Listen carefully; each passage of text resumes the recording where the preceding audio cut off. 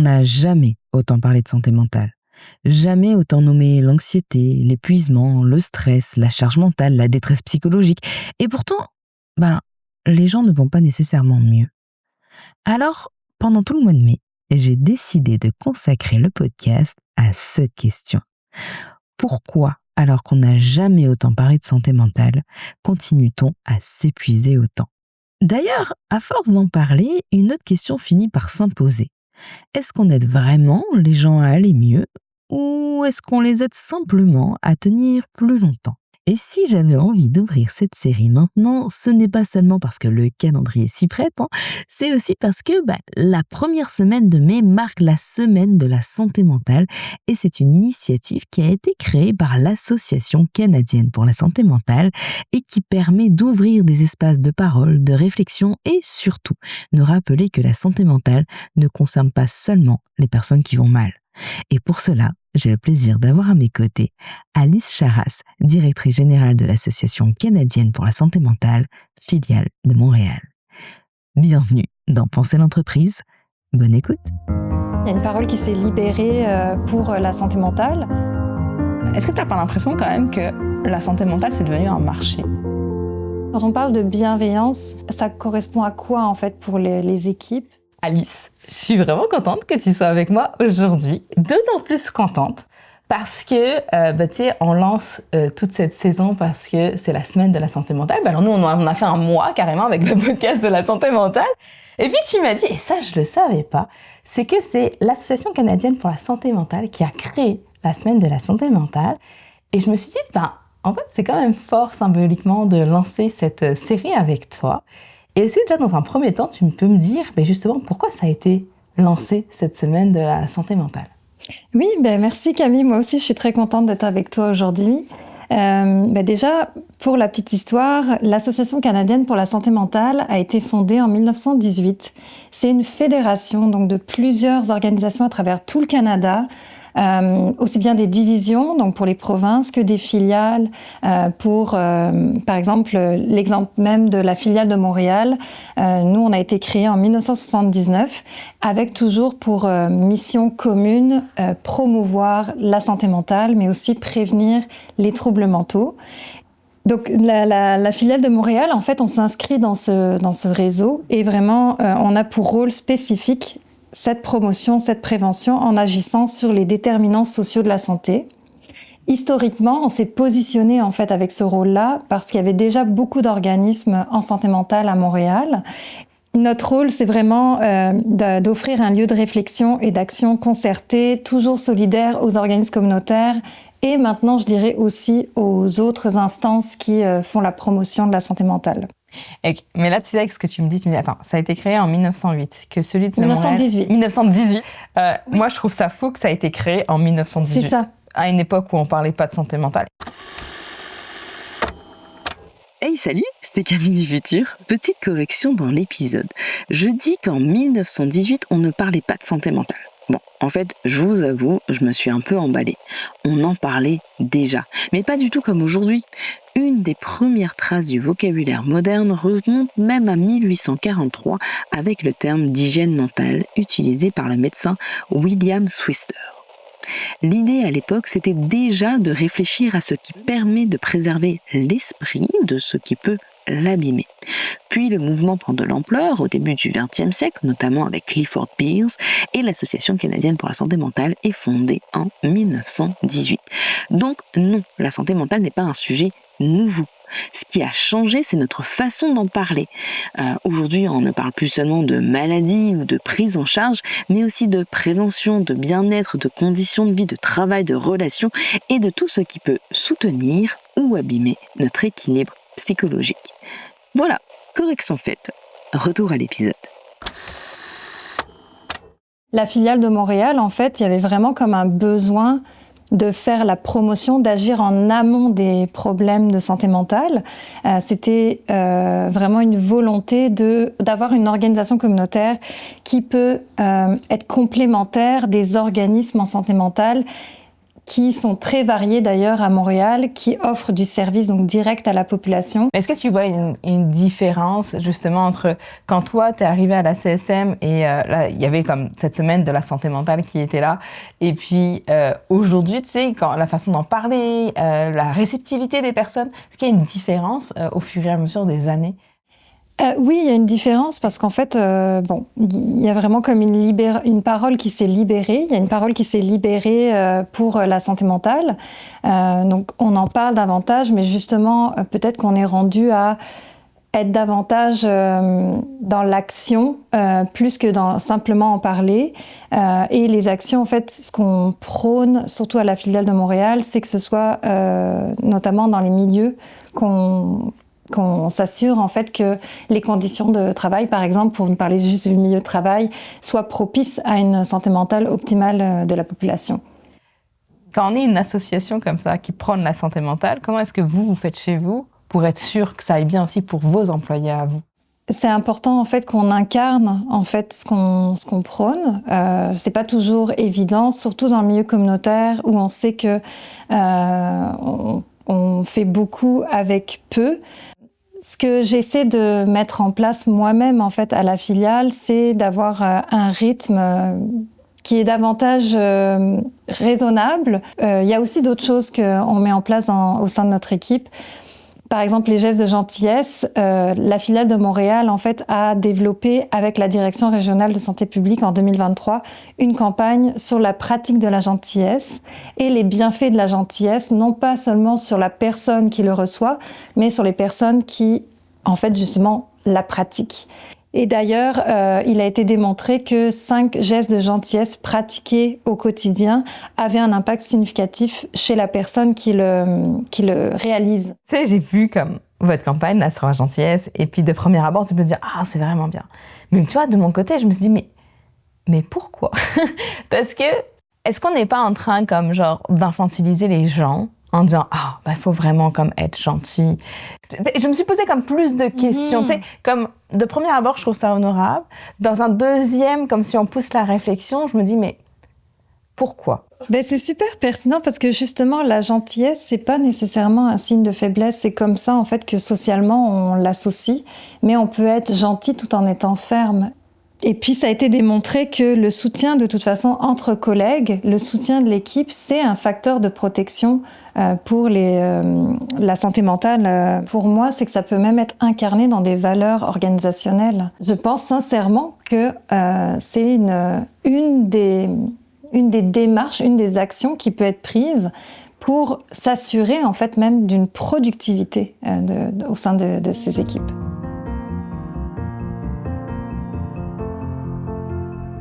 On parlait justement du rôle de la CSM et de la semaine de la santé mentale. Avec tout ça, concrètement pour toi, comment est-ce qu'on est passé d'un sujet qui est tabou, qui est toujours quand même un peu tabou, beaucoup moins qu'avant, mais qui est tabou, à un sujet qui est devenu acceptable, même voire valorisé finalement? On en parle souvent, il y a un avant et après la pandémie. Probablement que ça a été un accélérateur majeur en fait pour parler de santé mentale, étant donné que beaucoup de personnes en fait vivaient de l'isolement, entre autres. Ça a rendu visible l'impact des conditions de vie sur la santé mentale et le fait que tellement de personnes étaient touchées en même temps par un événement quand même traumatisant, enfin, en tout cas marquant, générateur de stress. Ça a libéré encore une fois la parole et ça a permis en fait à ce qu'on aborde la santé mentale et donc la détresse psychologique plus facilement. Et toi, est-ce que tu as vu une différence justement parce que tu faisais déjà partie de la CSM avant la période du Covid? À ce moment-là, je travaillais pour la Société québécoise de la schizophrénie et des psychoses apparentées.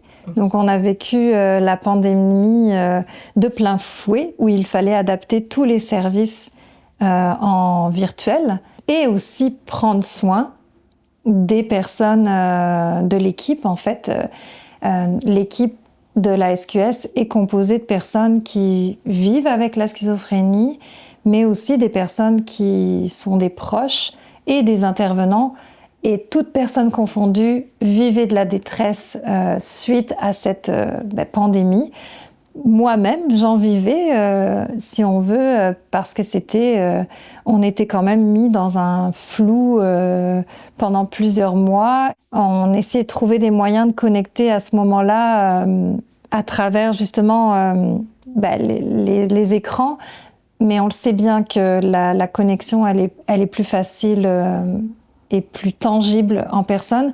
Notamment, on n'a pas accès au non-verbal quand on est à distance, quand on est derrière un écran.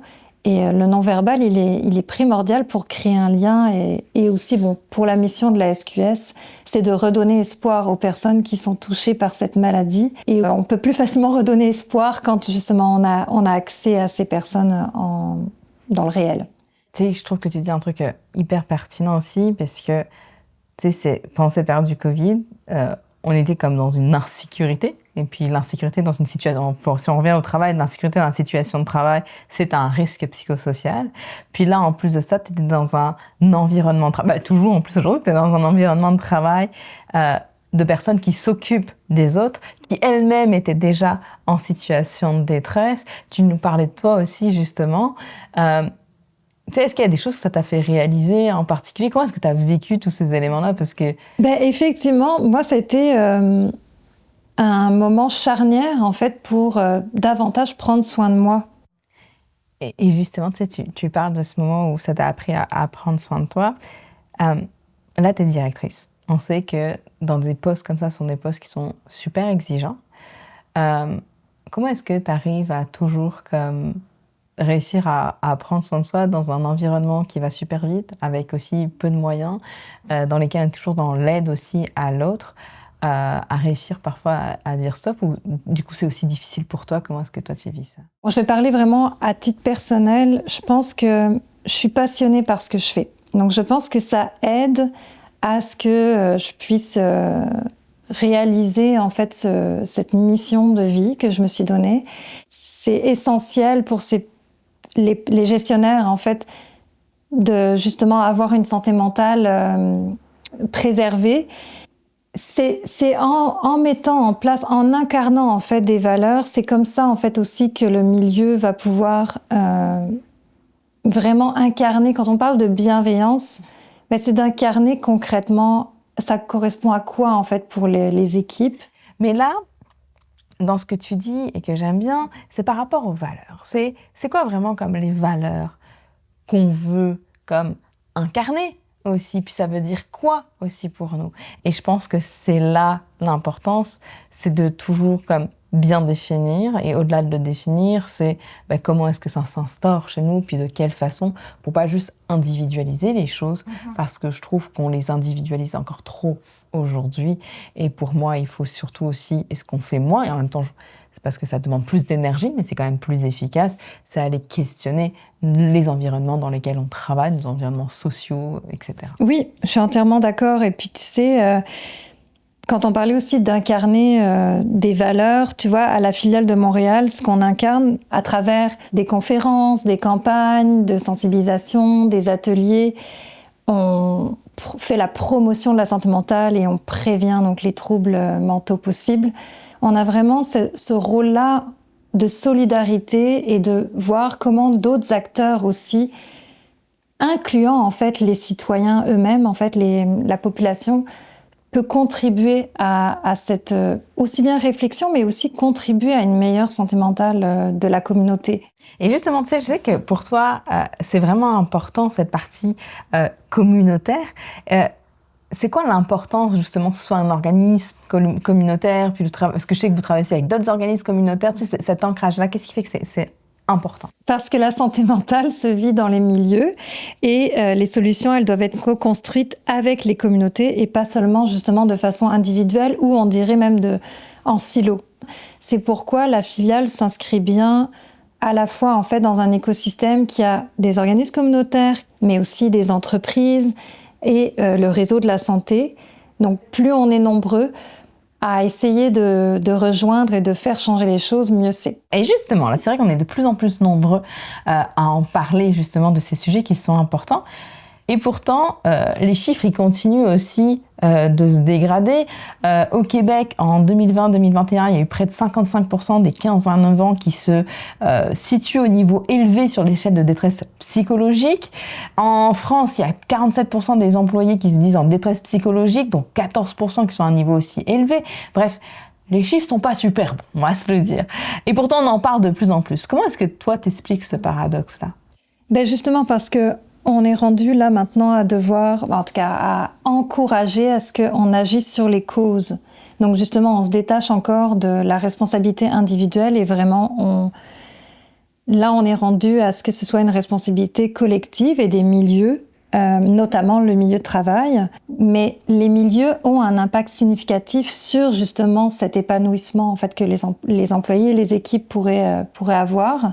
La bonne chose, c'est que ça commence à faire son bout de chemin, notamment avec la loi 27. C'est inspirant. Pour ceux qui ne le savent pas, la loi 27, c'est une loi au Québec, justement, qui demande à toutes les entreprises d'aller diagnostiquer leurs risques psychosociaux en milieu de travail.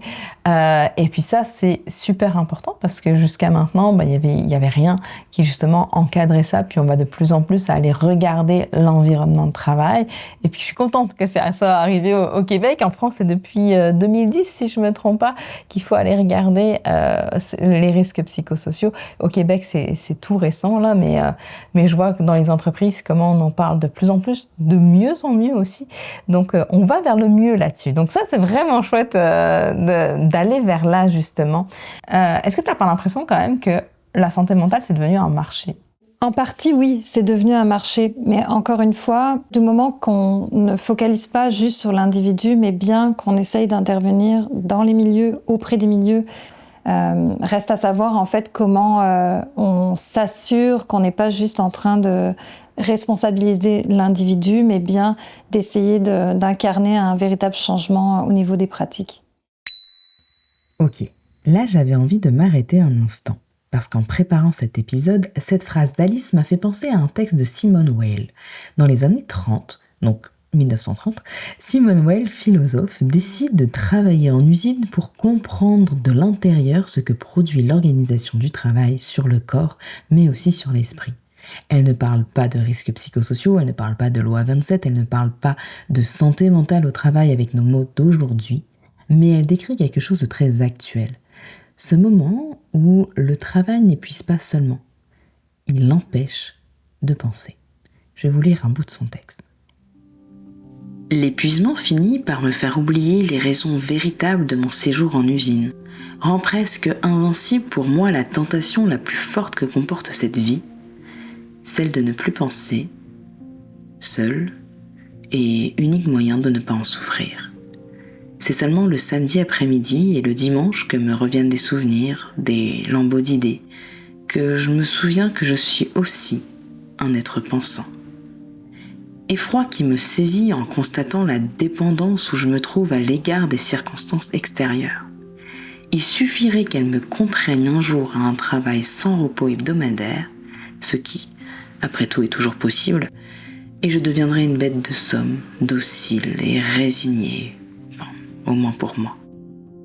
Seul le sentiment de la fraternité, l'indignation devant les injustices infligées à autrui subsiste intact. Mais jusqu'à quel point tout cela résisterait-il à la langue ? J'avais envie de vous partager ce texte qui date quand même des années 30, car Simone Weil décrivait déjà quelque chose qu'on peine encore parfois à nommer aujourd'hui, c'est ce travail qui n'épuise pas seulement le corps, mais qui finit par attaquer la pensée, la capacité de recul. Alors, oui, bien sûr, on a quand même évolué, et je vous dirais heureusement. On ne peut pas dire que rien n'a changé. On a des lois, des politiques, des formations, des comités, des diagnostics de risques psychosociaux, et oui, on parle davantage de santé mentale. On commence à regarder les milieux, les pratiques de gestion, l'organisation de travail. Mais en même temps, ce texte oblige à une question, plus inconfortable. Qu'est-ce qui a vraiment changé si presque 100 ans plus tard, on doit encore rappeler que les conditions de travail peuvent abîmer les personnes ? Peut-être que le progrès, ce n'est pas seulement d'avoir ajouté des mots plus modernes, genre santé mentale, c'est pas un mot moderne. Bon, bref, le risque psychosocial, prévention, qualité de vie au travail, on dirait peut-être plutôt ces mots-là. Peut-être que le vrai progrès, c'est surtout de voir si ces mots transforment réellement les pratiques. Parce qu'il y a une différence entre parler de santé mentale et organiser le travail de manière à ne pas le détériorer. Et c'est peut-être là que la réflexion devient plus profonde. Est-ce qu'on est en train de changer les milieux ou est-ce qu'on est surtout en train d'apprendre aux individus à mieux survivre dans des milieux qui, eux, changent trop peu ?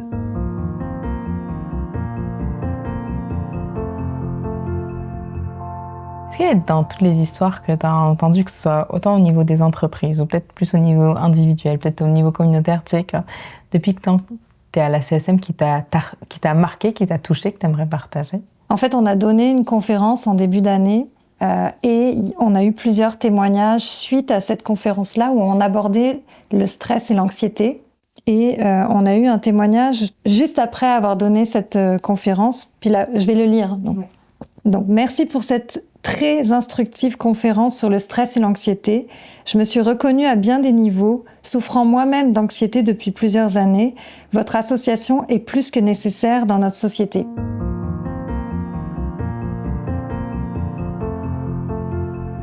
Si ça te va, on va parler aussi un peu de toi. Tu es quand même la directrice de cette grande association-là dans la filière de Montréal. Mais je me dis que ça a aussi des impacts sur ta santé mentale aussi à toi. Comment tu vis tout ça? Bonne question.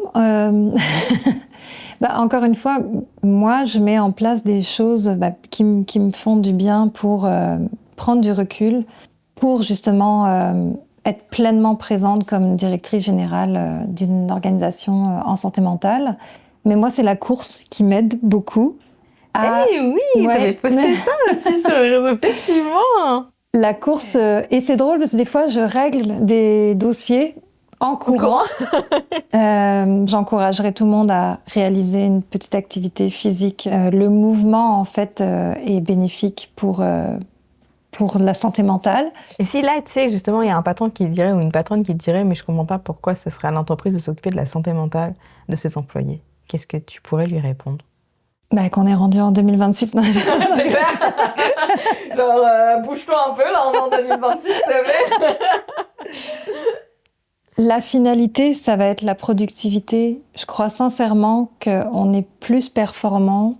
On a une performance, en fait, dans la durée lorsqu'on met en place, en fait, ces pratiques de saine gestion. Complètement. C'est vraiment ça. Et plus on est en mode on travaille, on fait que ça, et puis on n'est pas fait pour... On peut pas, genre ça marche pas, et qu'on tire le plus de jus qu'on peut des gens, ça ne marche pas. On a besoin aussi de périodes de repos. Mais en tout cas, ce que je veux dire par là, c'est plus que c'est pas juste une responsabilité de l'entreprise, c'est une responsabilité aussi sociale, justement, aussi dans tout ça. Et enfin, est-ce qu'il y a une dernière chose que tu aimerais partager avant qu'on clôture? Je pense qu'on décide de s'impliquer, de faire du bénévolat. Je pense que les gestes de gentillesse, ça peut être encouragé dans le milieu de travail, mais ça peut être aussi encouragé au quotidien. Voilà, qui termine bien. Merci beaucoup, Alice.